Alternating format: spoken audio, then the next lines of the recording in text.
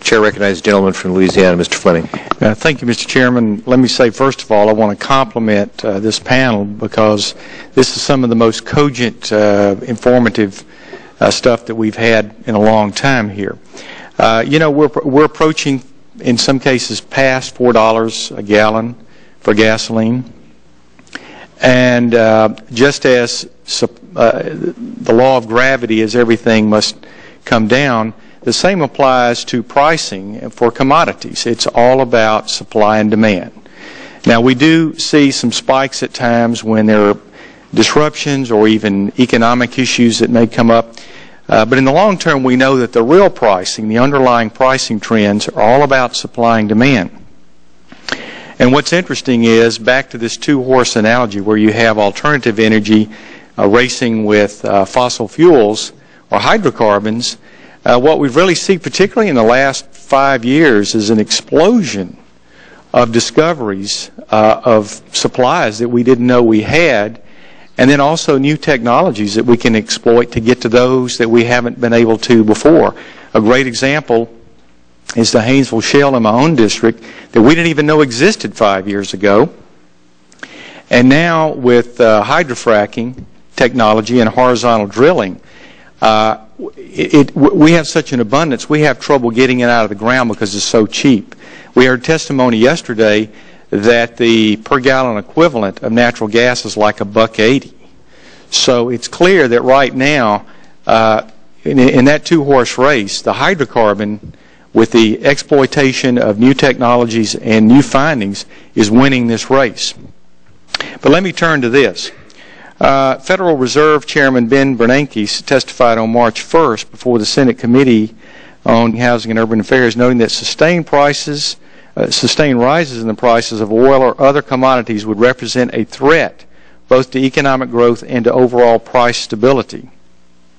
Now we hear the Obama administration would rather release oil from the Strategic Petroleum Reserve when in fact we have, as I understand it now, 1.3 trillion barrels of oil equivalent in the ground just here in the United States, which is the largest in the world.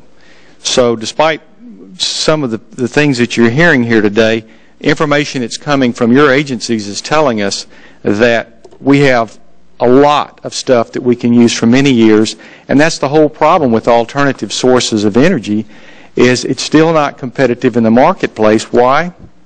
Because overall we still have a very abundant supply of energy ahead of us. But what's interesting is in 2008, Energy Secretary Chu told the Wall Street Journal that energy prices were the linchpin to an energy overhaul. Somehow we have to figure out how to boost the price of gasoline to the levels of Europe. So we actually have people in Washington here who are working to get that price up when the rest of America is going to the pump and seeing a $50 fill up in their car jump to $75, and that's crunching the family budget.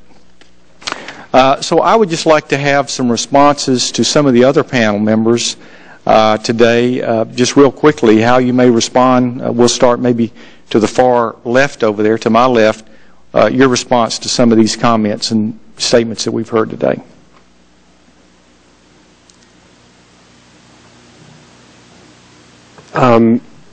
In terms of what specific aspect would you like? Well, about I think you're hearing different versions.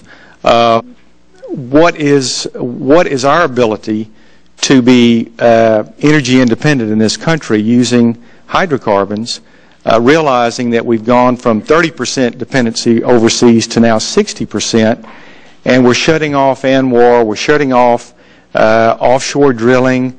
We have hydrofracking under attack, which would severely constrict our flow of natural gas. What, in your opinion, is the future of hydrocarbons if we're allowed to exploit those, and how would it affect prices? Well, currently, coal, natural gas, and petroleum provide the vast majority of U.S. energy supply, over 80%. Our projections over the next 25 years, which would assume the continuance of current laws and regulations, would see a modest decline in the fossil fuel share as other sources of energy, renewable energy in particular, increase. But at least in our outlook, for there to be a significant change from the current share of fossil fuels in the energy system, something would need to change in terms of current policy or technological breakthroughs or other market trends that we're not currently foreseeing. Time of the gentleman is. The gentleman from New Jersey.